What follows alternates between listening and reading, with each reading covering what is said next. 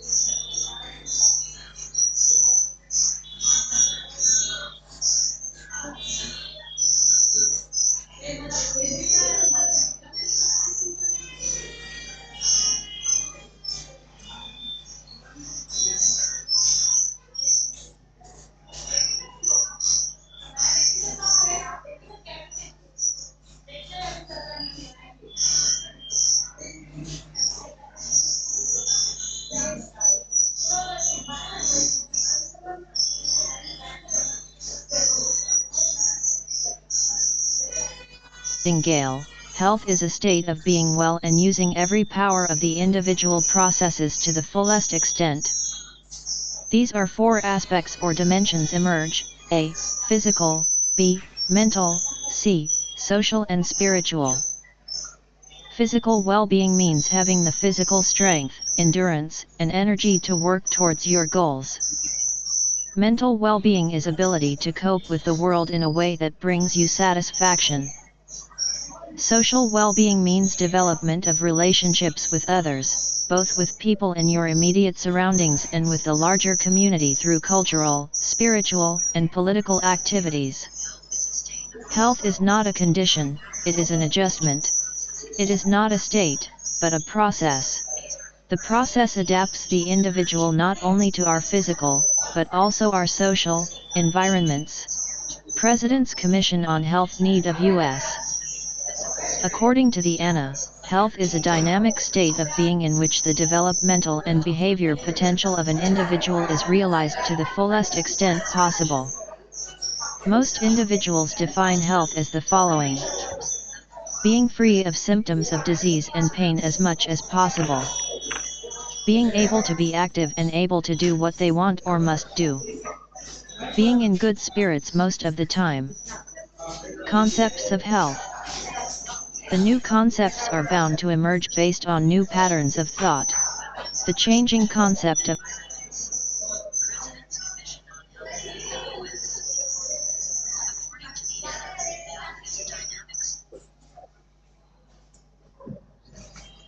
Revised Syllabus, Nursing Foundation, I Notes, First Year, First Semester, 2021, Part 1. Contents: Introduction to Health and Illness. Healthcare Delivery Systems, Introduction of Basic Concepts and Meanings.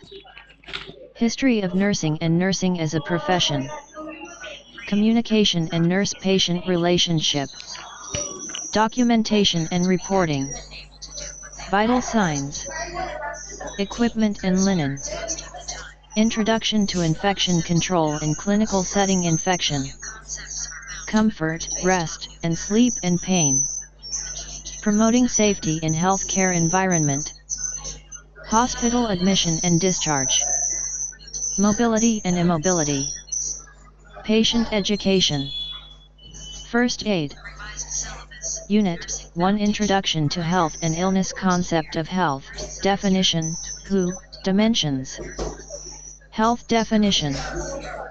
Health is a state of complete physical, mental, and social well-being, not merely the absence of disease or infirmity, WHO 1947. Many other aspects of health need to be considered. Health is a state of being what people define in relation to their own values, personality, and lifestyle. Each person has a personal concept of health. Traditionally, health has been defined in the term of the presence or absence of disease. A series of successful and continuous adaptation to a continuously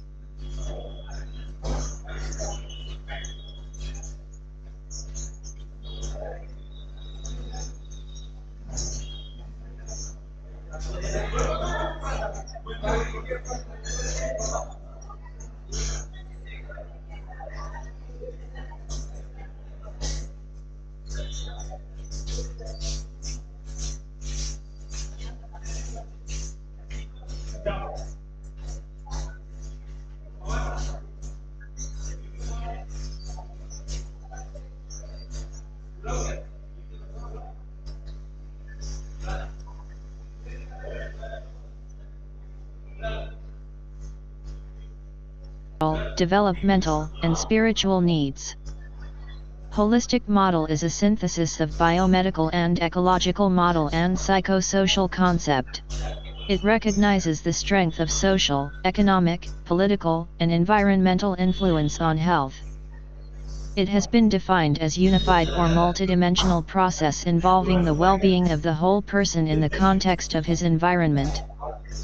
Holistic concept implies that all sectors of society have an effect on health, in particular, agriculture, animal husbandry, food, industry, education, housing, public works, communications and health sectors. The emphasis is on promotion and protection of health.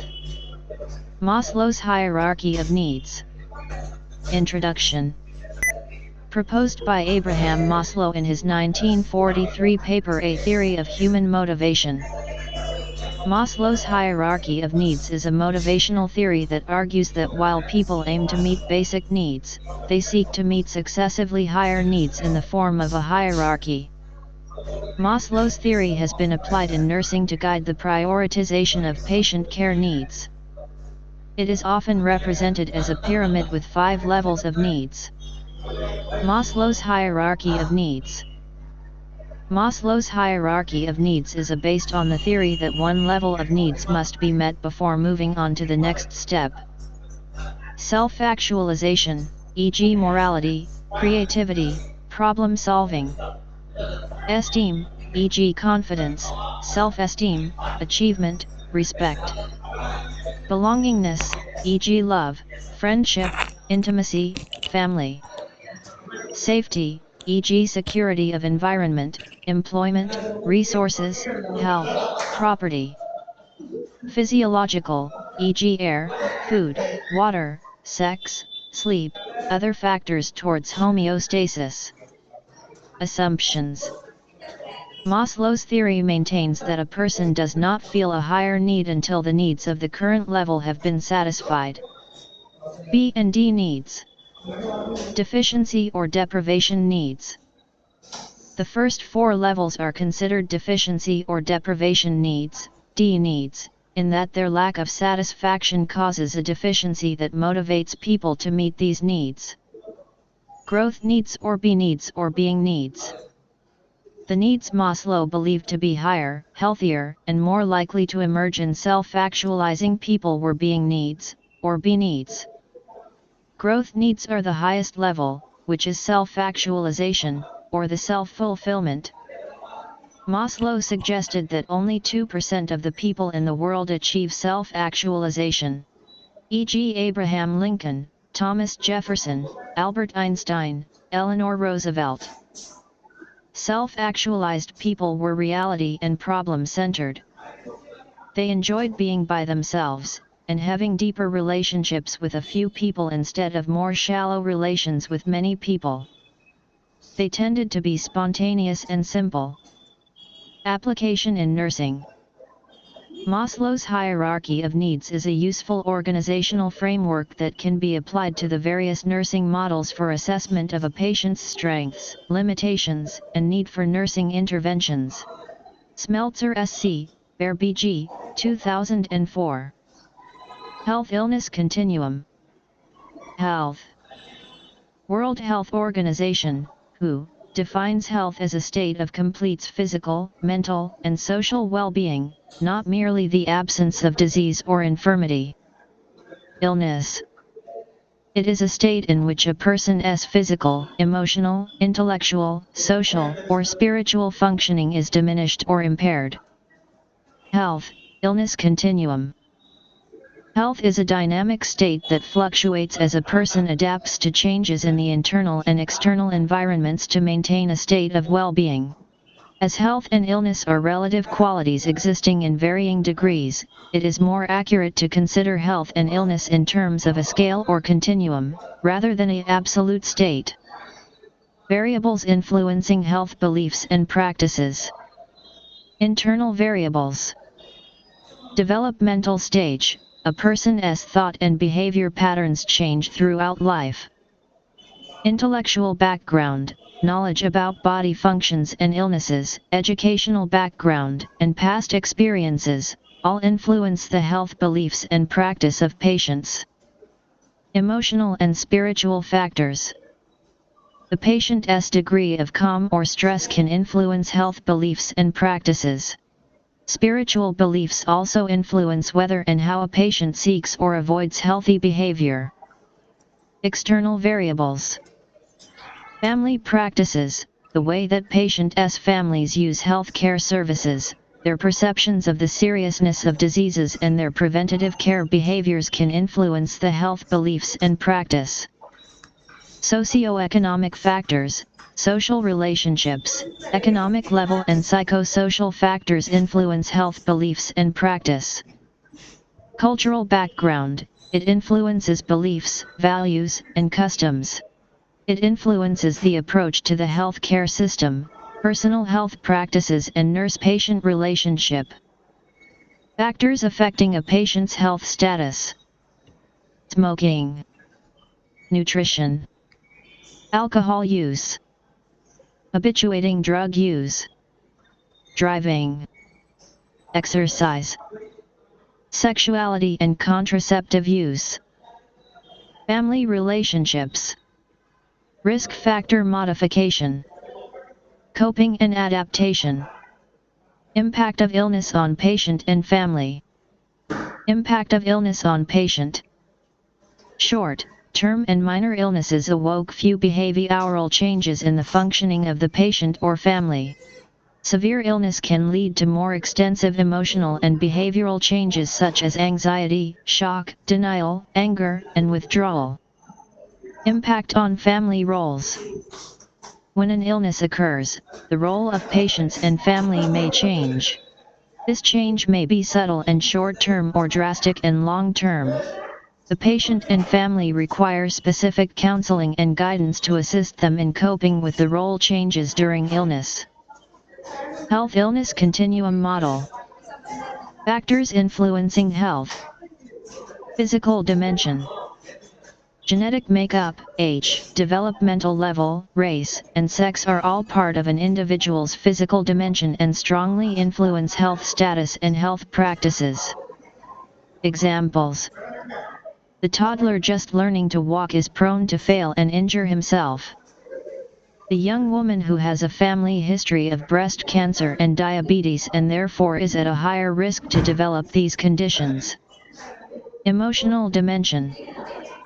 How the mind and body interact to affect body function and to respond to body conditions also influences health. Long-term stress affects the body systems and anxiety affects health habits. Conversely, calm acceptance and relaxation can actually change body responses to illness. Examples. Prior to a test, a student always has diarrhea. Extremely nervous about a surgery, a man experiences severe pain following his operation. Using relaxation techniques, a young woman reduces her pain during the delivery of her baby. Intellectual dimension. The intellectual dimension encompasses cognitive abilities, educational background, and past experiences. These influence a client's responses to teaching about health and reactions to health care during illness. They also play a major role in health behaviors. Examples. An elderly woman who has only a third-grade education who needs teaching about a complicated diagnostic test. A young college student with diabetes who follows a diabetic diet but continues to drink beer and eat pizza with friends several times a week. Environmental dimension. The environment has many influences on health and illness. Housing, sanitation, climate, and pollution of air, food and water are aspects of environmental dimension. Examples: increased incidence of asthma and respiratory problems in large cities with smog. Socio-cultural dimension. Health practices and beliefs are strongly influenced by a person's economic level, lifestyle, family, and culture. Low-income groups are less likely to seek health care to prevent or treat illness. High-income groups are more prone to stress-related habits and illness. The family and the culture to which the person belongs determine patterns of livings and values about health and illness that are often unalterable. Examples: the adolescent who sees nothing wrong with smoking or drinking because his parents smoke and drink. The person of Asian descent who uses herbal remedies and acupuncture to treat an illness. Spiritual dimension. Spiritual and religious beliefs are important components of the way the person behaves in health and illness. Examples: Roman Catholics require baptism for both live births and stillborn babies. Jehovah's Witnesses are opposed to blood transfusions. Practical skills as a dimension. When work is fully adapted to human goals, capacities, and limitations, it often plays a role in promoting both physical and mental health. Goal achievements and self-realization in work is a source of satisfaction and enhanced self-esteem. Other dimension. Philosophical, educational, nutritional, curative, preventive. Causes and risk factors for developing illnesses. A risk factor is any situation, habit, social or environmental condition, physiological or psychological condition, developmental or intellectual condition, or spiritual or other variable that increase the vulnerability of an individual or group to an illness or accident. The presence of risk factors does not mean that a disease will develop, but risk factor increase the chances that the individual will experience a particular disease or dysfunction. Risk factors. It can be placed in the following interrelated categories: genetic and physiological factors, H, physical environment, and lifestyle. Genetic and physiological factors. Physiological risk factors involve the physical functioning of the body. Certain physical conditions, such as being pregnant or overweight, place increased stress on physiological systems, e.g. the circulatory system, increasing susceptibility to illness in these areas. Heredity, or genetic predisposition to specific illness, is a major physical risk factor. For example, a person with a family history of diabetes mellitus is at risk for developing the disease later in life. Other documented genetic risk factors include family history of cancer, heart disease, kidney disease, or mental illness. Age. Age increases or decreases susceptibility to certain illness. Age risk factors are often closely associated with other risk factors such as family history and personal habits. Nurses need to educate their clients about the importance of regularly scheduled check-ups for their age group. Environment. Where we live and the condition of that area, its air, water, and soil, determine how we live, what we eat, the disease agents to which we are exposed, our state of health, and our ability to adapt.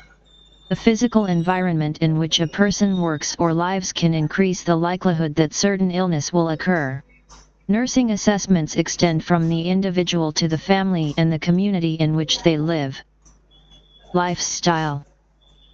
Many activities, habits, and practices involve risk factors. Lifestyle practices and behaviors can have positive or negative effects on health. Practices with potential negative effects are risk factors. These include sedentary lifestyle, overeating, or poor nutrition, insufficient rest and sleep, and poor personal hygiene. Other habits that put a person at risk for illness include tobacco use, alcohol or drug abuse, unsafe sex, multiple sex partner, and activities involving a threat of injury, such as skydiving or mountain climbing. Some habits are risk factors for specific diseases.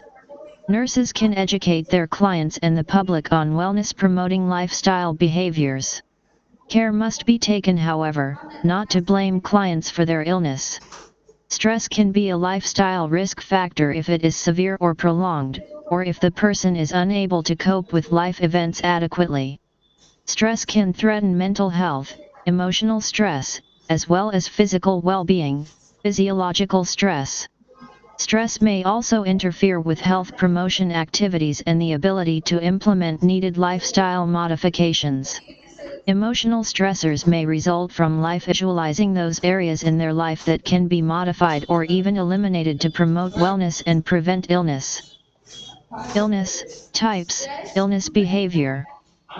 Illness is a personal state in which the person feels unhealthy. Illness is a state in which a person's physical, emotional, intellectual, social, developmental, or spiritual functioning is diminished experience. Illness is not synonymous with disease. Disease: an alteration in body function resulting in reduction of capacities or a shortening of the normal lifespan. Common causes of disease: biologic agent, e.g. microorganism. Inherited genetic defects, e.g. cleft palate. Developmental defects, e.g. imperforate anus. Physical agents, e.g. radiation, hot and cold substances, ultraviolet rays. Chemical agents, e.g. lead, asbestos, carbon monoxide. Tissue response to irritations/injury, e.g. inflammation, fever. Faulty chemical/metabolic process, e.g. inadequate insulin in diabetes. Emotional/physical reaction to stress, e.g. fear, anxiety. Stages of illness. Symptoms: experience some symptoms, person believes something is wrong. 3 aspects: physical, cognitive, emotional. Assumption of sick role, acceptance of illness, seeks advice.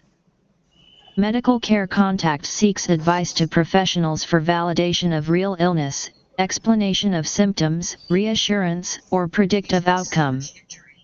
Dependent patient role. The person becomes a client dependent on the health professional for help.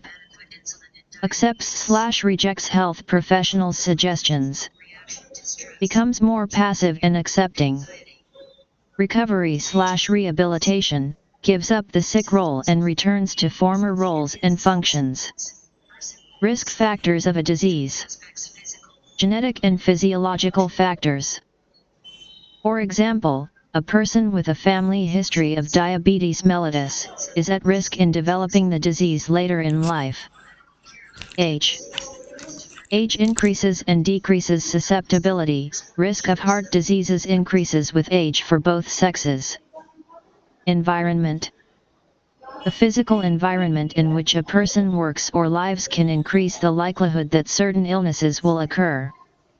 Lifestyle. Lifestyle practices and behaviors can also have positive or negative effects on health. Classification of diseases. According to etiologic factors. Hereditary, due to defect in the genes of one or other parent which is transmitted to the offspring.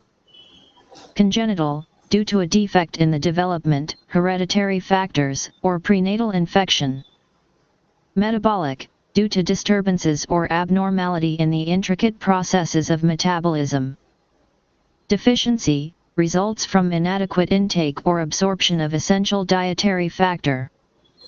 Traumatic, due to injury.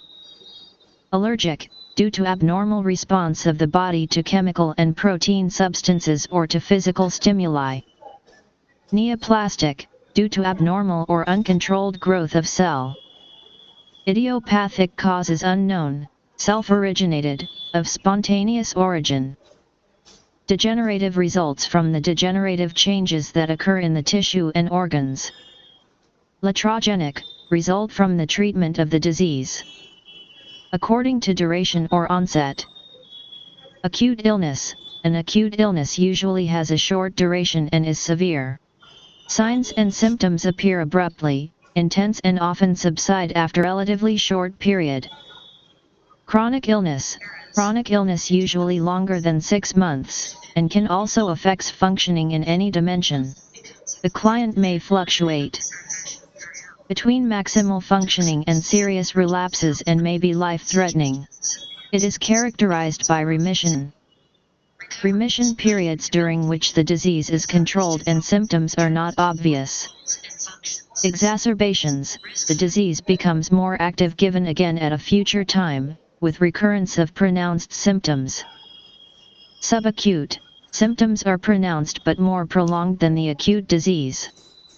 Disease may also be described as organic, results from changes in the normal structure, from recognizable anatomical changes in an organ or tissue of the body. Functional, no anatomical changes are observed to account from the symptoms present, may result from abnormal response to stimuli. Occupational, results from factors associated with the occupation engaged in by the patient. Venereal, usually acquired through sexual relation. Familial, occurs in several individuals of the same family. Epidemic, attacks a large number of individuals in the community at the same time, e.g. SARS. Endemic, presents more or less continuously or recurs in a community, e.g. malaria, goiter. Pandemic and epidemic, which is extremely widespread involving an entire country or continent. Sporadic, a disease in which only occasional cases occur, e.g. dengue, leptospirosis. Illness behavior. Illness behavior is a coping mechanism when people become ill. They behave in certain ways, highly individualized to describe, monitor, and interpret their symptoms, take medical actions, and use health care systems. Suchman is the one who describes the 5 stages of illness behavior, namely, symptoms, sick role, medical care contact, dependent client role, and recovery. But not all clients progress through each stage. For example, the client who experiences a sudden heart attack is taken to the emergency room and immediately enters 3 and 4, medical care contact and dependent client role. Stages of illness behavior. Stage 1, symptom experiences. At this stage, the client is aware that there is something wrong by any means, either someone significant mentions that the client looks unwell, or they experience some symptoms such as pain, rash, cough, fever, or bleeding. During this stage, the unwell client usually consults others about the symptoms of feelings, validating with a spouse or support people that the symptoms are real. In some cases, client denies the symptoms or just ignore it while others try to self-medicate. This stage 1 has 3 aspects. The physical experience of symptoms. The cognitive aspect or the interpretation of the symptoms in terms that have some meaning to the person. The emotional response like fear or anxiety. Stage 2, assumption of the sick role. This stage is the acknowledgement of the presence of health symptoms such as the client is now accepts the sick role and seeks confirmation from family and friends. Often people continue with self-treatment and delay contact with healthcare professionals as long as possible. During this stage people may be excused from normal duties and role expectations. Emotional responses such as withdrawal, anxiety, fear, and depression are not uncommon depending on the severity of the illness, perceived degree of disability, and anticipated duration of the illness. When symptoms of illness persist or increase, the person is motivated to seek professional help. Stage 3, medical care contact. The client now seeks for professional help either on their own initiative or at the urging of significant others. When clients seek professional advice, they are commonly asking for the confirmation of real illness, the explanation of the symptoms in understandable terms, and reassurance that they will be all right or what that outcome will be. The health professional may determine that the client does not have an illness or that an illness anxiety, is present, and may even be life-threatening. The client may accept or deny the diagnosis. If the diagnosis is accepted, the client usually follows true prescribed treatment plan. If diagnosis is not accepted, the client may seek the advice of other healthcare professionals or what others usually called second opinion. Stage 4, Dependent Client Role. After accepting the illness and seeking treatment, the client becomes dependent on the professional. In short, this stage is the dependence on healthcare professionals. People vary greatly in the degree of ease with which they can give up their independence, particularly in relation to life and death. Most clients accept their dependence on the physician, although they retain varying degrees of control over their own lives. For example, some clients request precise information about their disease, their treatment, and they delay the decision to accept treatment until they have all this information. Others prefer that the physician proceed with treatment and do not request additional information. Stage 5, Recovery and Rehabilitation. During this stage, the client is expected to give up the dependent role and resume former roles and responsibilities. For clients with acute illness, the time as ill clients is generally short and recovery is usually rapid. Thus most find it relatively easy to return to their former lifestyles. For those clients with long-term illnesses and must adjust their lifestyles may find recovery more difficult. Those clients with a permanent disability, this final stage may require therapy to learn how to make major adjustments in functioning. Determinants of illness behavior. The visibility and recognizability of the illness symptoms. The extent to which the person perceives the symptoms as serious, the person's estimate of the present and future roles.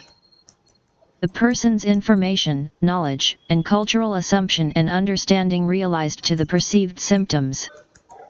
The extent to which symptoms disrupt family, work, and social activities. The frequency of the appearance of the symptoms and persistence. The extent to which others exposed to the persons tolerate the symptoms. The extent to which basic needs are denied because of illness. The extent to which meeting others limits with illness responses. The extent to which the person gives other possible interpretation to the symptoms. The availability and physical proximity of treatment resources and psychologically and monetary costs of taking action, including costs in time and effort, as well as costs such as stigma, social distance, and feelings of humiliation. Variable influencing illness and illness behavior. Just as health and health behavior are affected by internal and external variables, so are illness and illness behavior. Based on an understanding of these variable and behavior, nurses can plan individualized care to assist clients in coping with their illness at various stages of illness. The goal of nursing is to promote optimal functioning in all dimensions throughout an illness. Internal variables. Clients' perception of symptoms. If clients believe that the symptoms of their illness disturb their normal routine, they are more likely to seek health care assistance than if they do not perceive the symptoms to disruptive. If clients believe that the symptoms are serious or perhaps life-threatening, they are also more likely to seek assistance. However, such a perception can also have the opposite effect.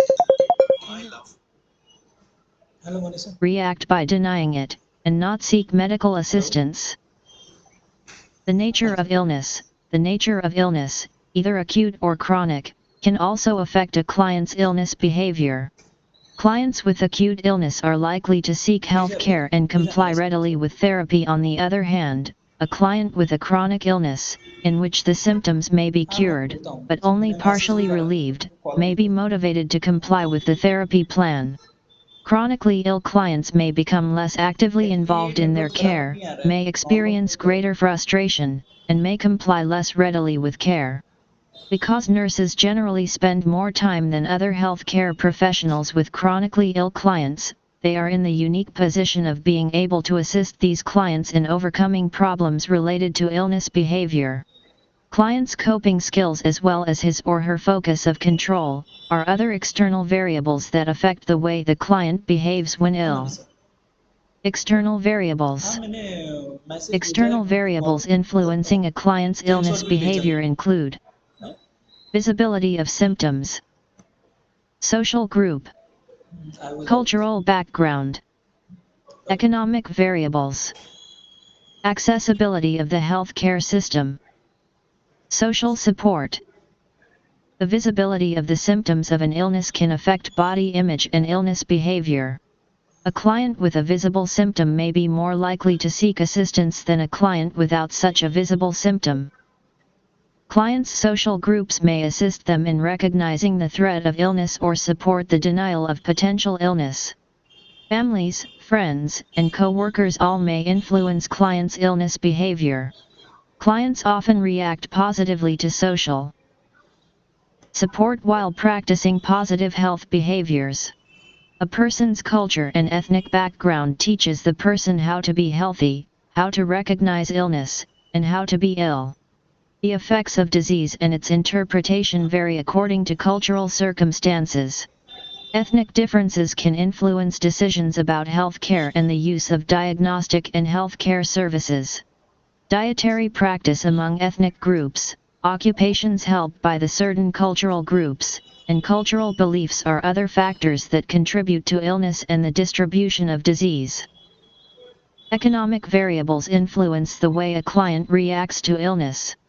Because of economic constraints, a client may delay treatment and in many cases may continue to carry out daily activities. Clients' access to the healthcare systems is a socio-economic system that clients' entry into the system is complex or confusing, and some clients may seek no emergency medical care in an emergency department because they do not know how otherwise to obtain health care. Agency often influences how soon they enter the system after deciding to seek care.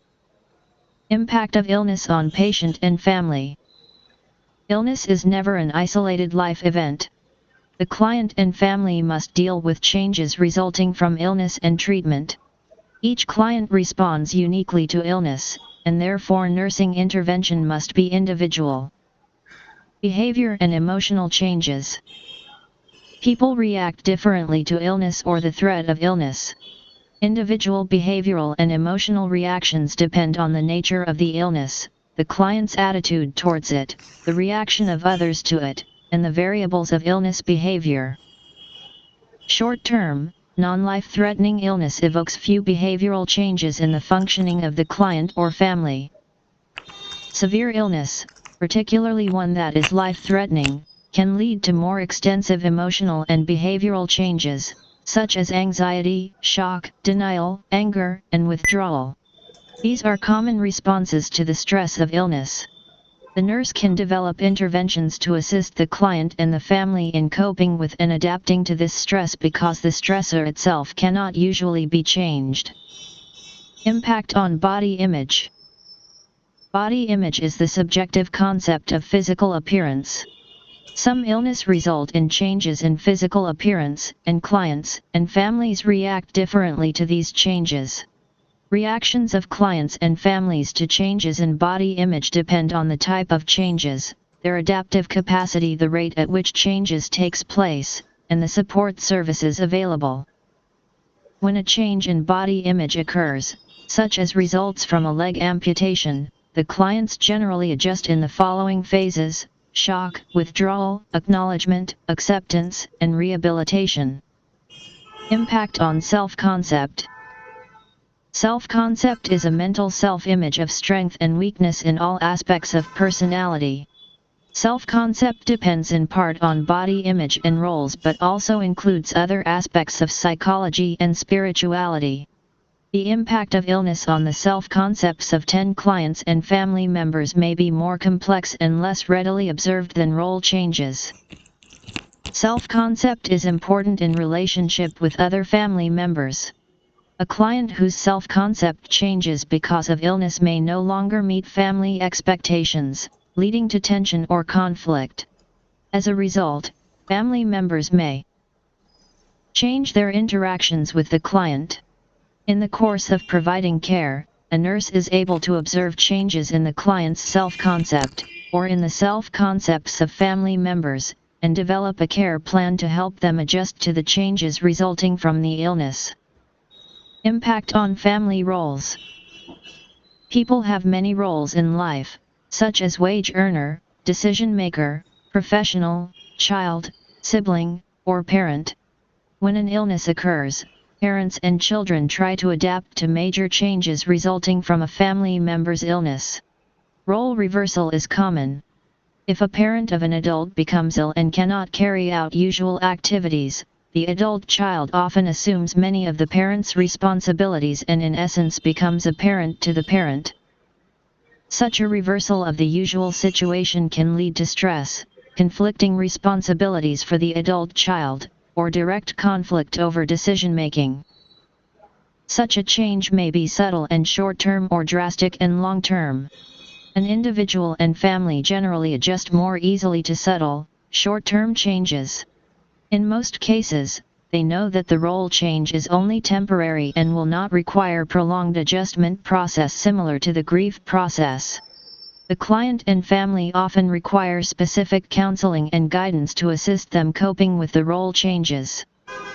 Impact on family dynamics. Because of the effects of illness on the client and family dynamics often change.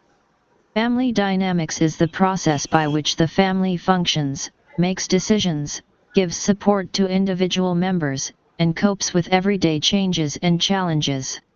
If a parent in a family becomes ill, family activities and decision-making often come to a halt as the other family members wait for the illness to pass, or they delay action because they are reluctant to assume the ill person's roles or responsibilities.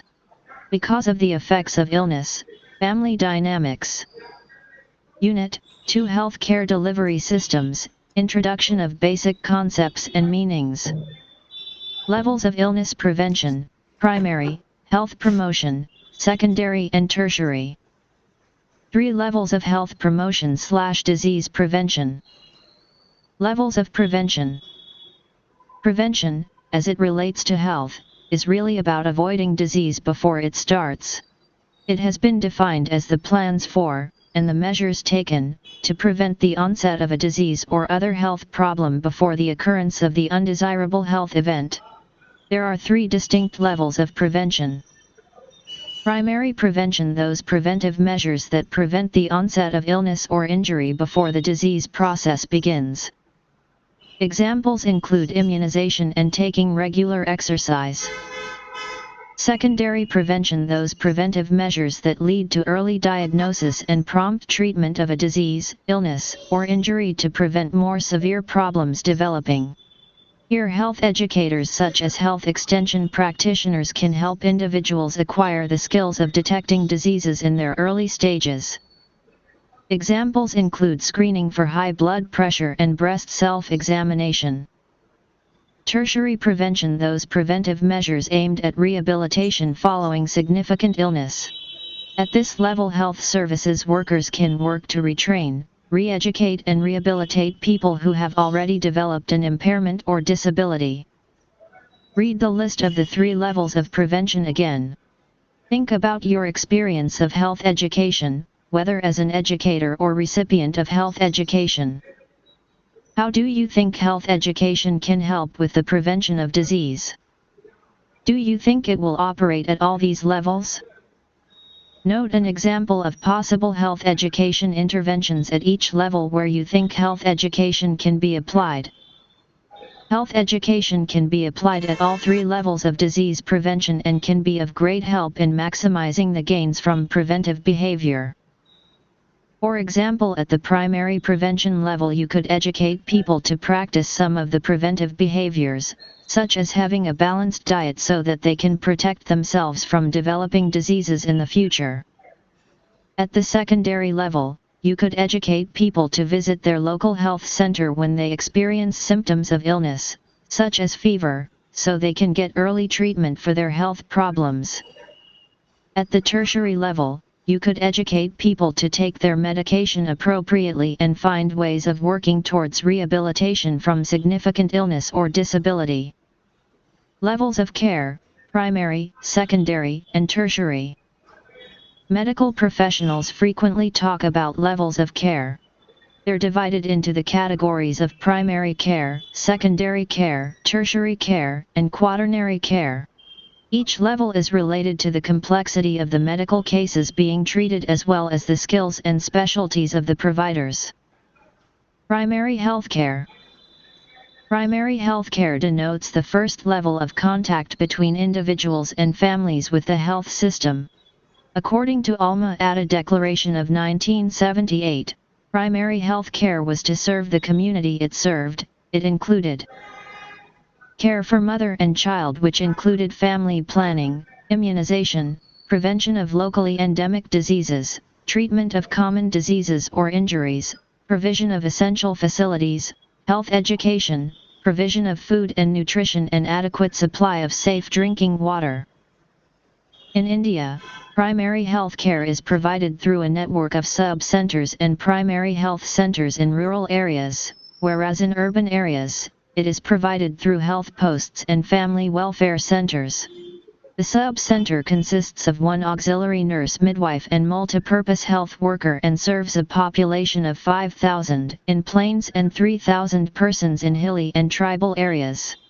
The primary health center, PHC, staffed by medical officer and other paramedical staff, serves every 30,000 population in the plains and 20,000 persons in hilly, tribal, and backward areas. Each PHC is to supervise 6 sub-centers. Secondary health care. Secondary health care refers to a second tier of health system, in which patients from primary health care are referred to specialists in higher hospitals for treatment. In India, the health centers for secondary health care include district hospitals and community health center at block level. Tertiary health care.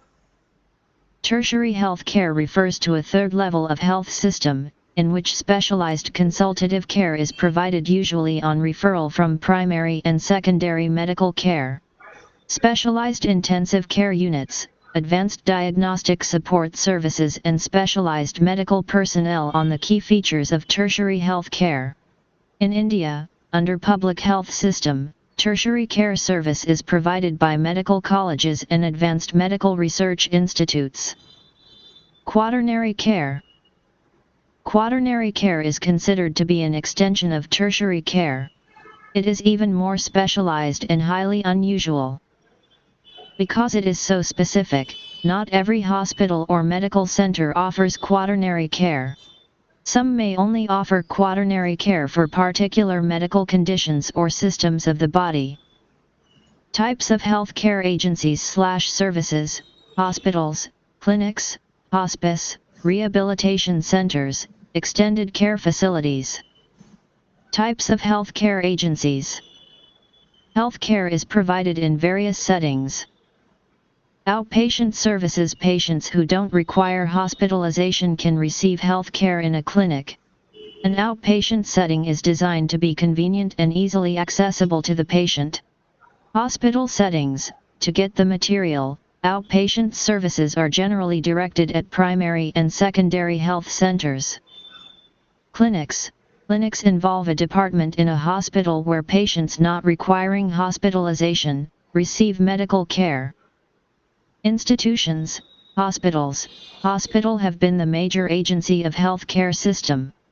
Hospitals are classified as public, private, military. A public hospital are financed and operated by the government agency at the local, state or national level. Hospitals provide services at free of cost. Private hospitals are owned and operated by churches, corporations, individuals, and charitable organizations.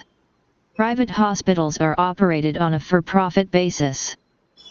Military hospitals provide medical care for the armed forces and their families. Healthcare services. Health promotion.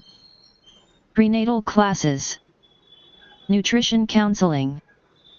Family planning. Stress management. Illness prevention. Screening programs, e.g., hypertension, breast cancer. Immunization. Occupational health and safety measures. Mental health counseling. AIDS control program. Primary care. School health units. Routine physical examination. Follow-up for chronic illnesses, e.g., diabetes, epilepsy. Diagnosis. Radiological procedure, e.g., CT scans, X-ray studies. Physical examination. Laboratory investigations. Treatment. Surgical intervention. Laser therapies. Pharmacological therapy. Rehabilitation. Cardiovascular programs. Sports medicine. Mental illness program. Summary. Nurses make up the largest employment group in the healthcare delivery system in India. Nursing is the process of recognizing, understanding and meeting the health needs of a person or society. Nursing process is a deliberate intellectual activity, whereby the practice of nursing is approached in an orderly, systematic manner to assist the patient to achieve and maintain health. The nursing process consists of 5 interrelated phases such as assessment, nursing diagnosis, planning, implementation, and evaluation.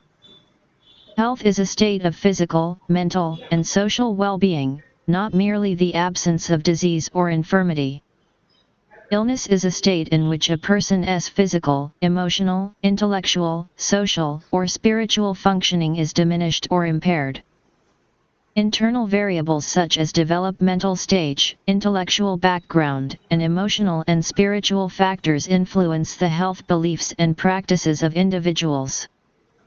External variables such as family practices, socio-economic factors, and cultural background also influence the health beliefs and practices of individuals. Smoking, nutrition, exercise, substance abuse, and family relationships also affect patients' health status. The healthcare delivery system in India has 3 main links: central, state, and local or peripheral. International health relations, administration of central institutes, drugs standards, vital statistics. Immigration and emigration are the main functions of central government under Union list. Control of communicable diseases, prevention of food adulteration, labor welfare, and economic and social planning are the functions of central government under the concurrent list. National Medical Library, ICMR, Central Health Education Bureau and Central Government Health Services are under the control of Directorate General of Health Services. The Central Council of Health makes proposals for legislation relating to medical and public health matters. Provision of medical care, preventive health services and pilgrimage within the state are the responsibilities of the state government. Subdivision, tahsils, community development blocks, municipalities and corporations, villages and panchayats are 6 administrative areas within each district. Sanitation, water supply, street lighting, education, and registration of births and deaths are the functions of municipal board.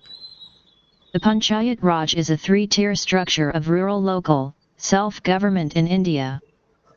The health services are covered by the public hospitals, private hospitals, and military hospitals. Healthcare agencies. Hospitals. Hospitals provide complete medical care, ranging from diagnostic services, to surgery, to continuous nursing care. Some hospitals specialize in treatment of the mentally ill, cancer patients, or children. Hospital-based care may be on an inpatient, overnight, or outpatient basis. The mix of workers needed varies, depending on the size, geographic location, goals, philosophy, funding, organization, and management style of the institution. As hospitals work to improve efficiency, care continues to shift from an inpatient to outpatient basis whenever possible. Nursing and residential care facilities. Nursing care facilities provide inpatient nursing, rehabilitation, and health-related personal care to those who need continuous nursing care, but do not require hospital services. Nursing aides provide the vast majority of direct care. Other facilities, such as convalescent homes, help patients who need less assistance. Residential care facilities provide around-the-clock social and personal care to children, the elderly, and others who have limited ability to care for themselves. Workers care for residents of assisted living facilities, alcohol and drug rehabilitation centers, group homes, and halfway houses. Nursing and medical care, however, are not the main functions of establishments providing residential care, as they are in nursing care facilities. Offices of physicians. About 36% of all healthcare establishments fall into this industry segment. Physicians and surgeons practice privately or in groups of practitioners who have the same or different specialties. Many physicians and surgeons prefer to join group practices because they afford backup coverage, reduce overhead expenses, and facilitate consultation with peers. Physicians and surgeons are increasingly working as salaried employees of group medical practices, clinics, or integrated health systems. Offices of dentists. About 20% of healthcare establishments are dentists' offices. Most employ only a few workers, who provide preventative, cosmetic, or emergency care. Some offices specialize in a single field of dentistry, such as orthodontics or periodontics. Home healthcare services. Skilled nursing or medical care is sometimes provided in the home, under a physician's supervision. Home healthcare services are provided mainly to the elderly. The development of in-home medical technologies, substantial cost savings, and patients' preference for care in the home have helped change this once small segment of the industry into one of the fastest-growing healthcare services. Offices of other health practitioners. This segment of the industry includes the offices of chiropractors, optometrists, podiatrists, occupational and physical therapists, psychologists, audiologists, speech-language pathologists, dietitians, and other health practitioners. Demand for the services of this segment is related to the ability of patients to pay, either directly or through health insurance. Hospitals and nursing facilities may contract out for these services. This segment also includes the offices of practitioners of alternative medicine, such as acupuncturists, homeopaths, hypnotherapists, and naturopaths. Ambulatory health care services. This segment includes outpatient care center and medical and diagnostic laboratories. These establishments are diverse, including kidney dialysis centers, outpatient mental health and substance abuse centers, blood and organ banks, and medical labs that analyze blood, do diagnostic imaging, and perform other clinical tests. Hospitals, types, organization, and functions. The functions and types of the hospital. Hospitals may be owned by private agencies, individual, or government. There are general hospitals where all kinds of services are given, such as medical, surgical, pediatrics, obstetrics, and other kinds of special service. Hospital and its environment. Hospitals are institutions, which are mainly designed to care for the sick, injured, and the well. The latter are usually admitted for physical checkup and investigations which cannot be done elsewhere. In our country, most of the government hospitals offer free treatment for people with poor socio-economic condition, which helps in the alleviations of untold misery. The word hospital is derived from the word hopes, which means a guest. This is quite true, for a patient leaves his home and comes to the hospital as a guest for brief periods of stay. Even more than a guest, he is worried and sick. As such, he needs more care and attention than a guest would receive. In the hospital, the variety of people of all ages, caste, and creed with varying degrees of illness are treated. Besides the patients, there are the workers like doctors, nurses, technicians, fourth-class servants and other members of the health team. It is important that the nurse understands the peculiar nature of the patient's stay in the hospital and make the physical, mental, and social environment conducive to recovery. Types of hospitals. Hospitals may be owned by private agencies, individual, or government.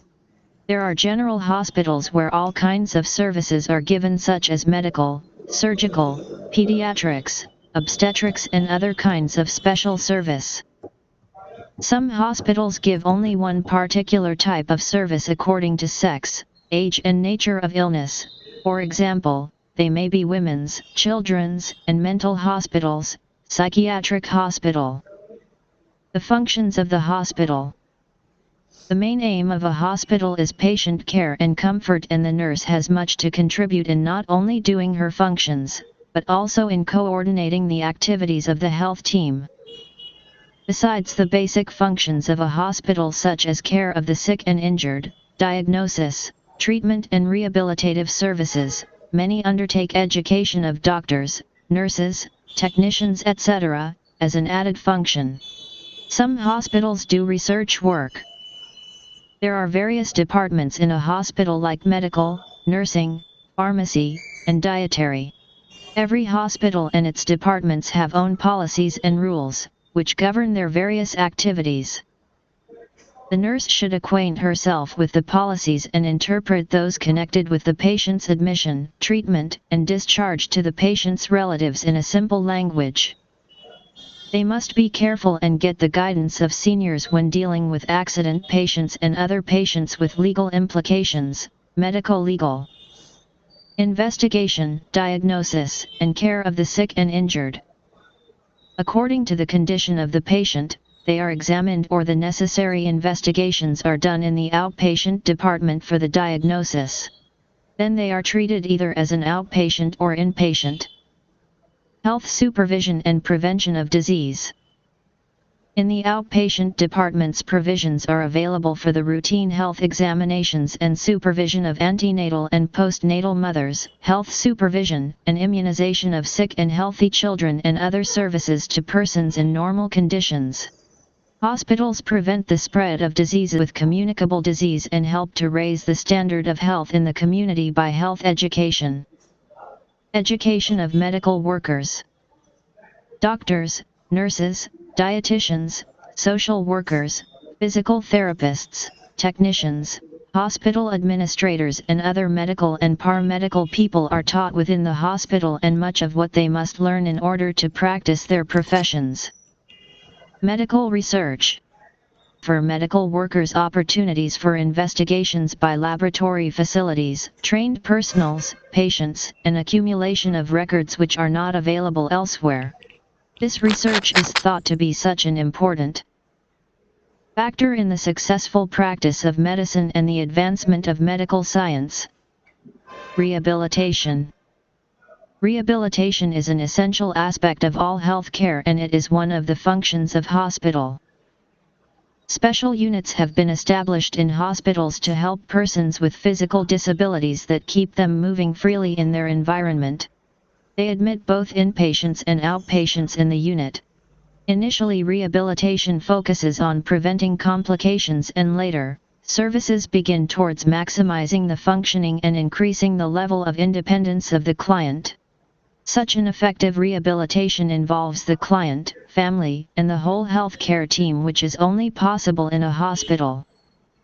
Healthcare teams in hospitals, members and their role. Healthcare is a team effort. Each healthcare provider is like a member of the team with a special role.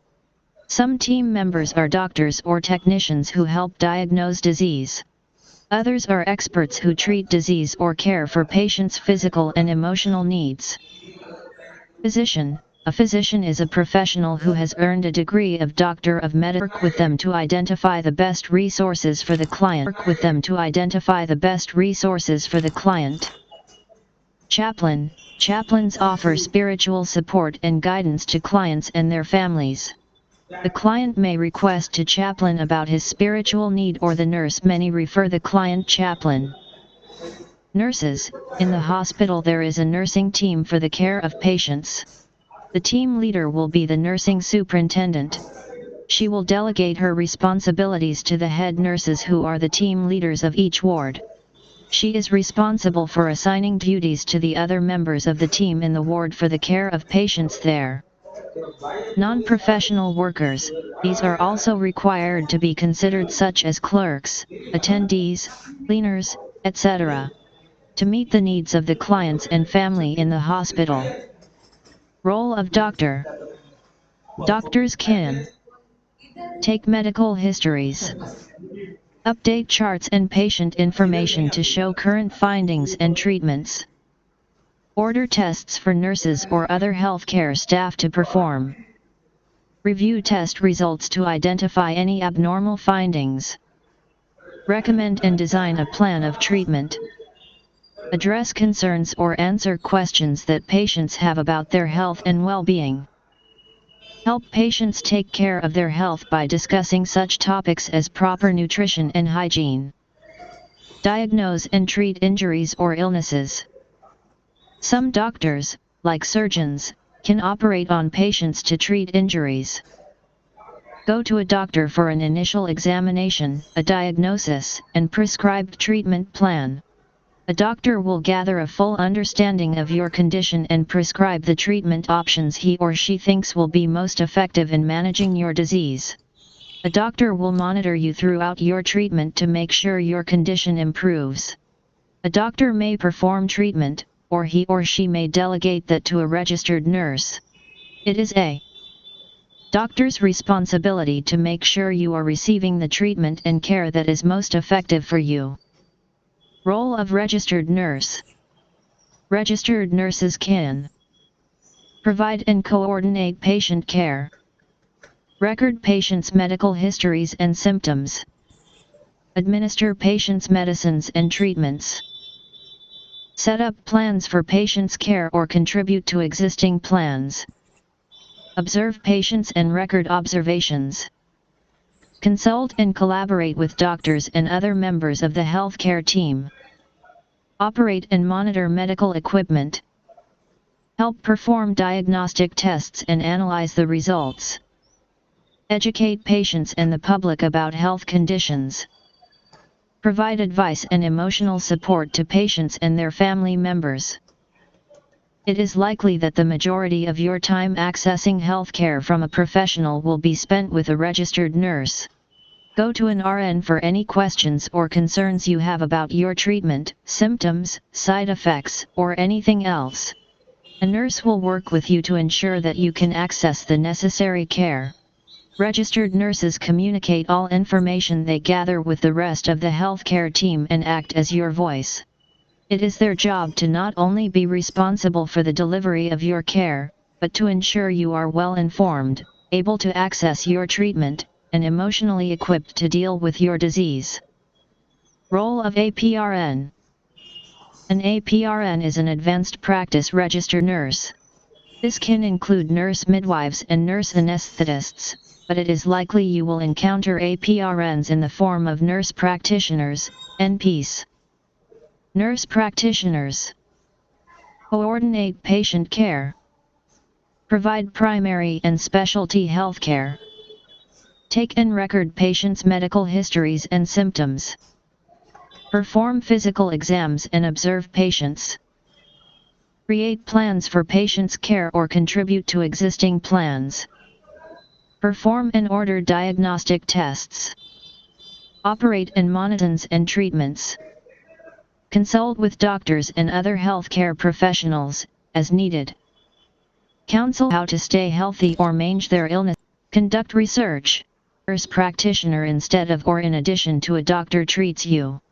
Depending on which state you live in, NPS can practice medicine independently or under the guidance of a doctor. The scope of practice, or what they are legally qualified to do, varies state by state, though all NPs receive the education necessary to prepare them for direct patient care. A nurse practitioner can assess, diagnose, and prescribe treatment for you, as well as implement care. Differences between these members in hospitals. There are some important differences, which of course vary considerably depending on where you live and the type of care you receive.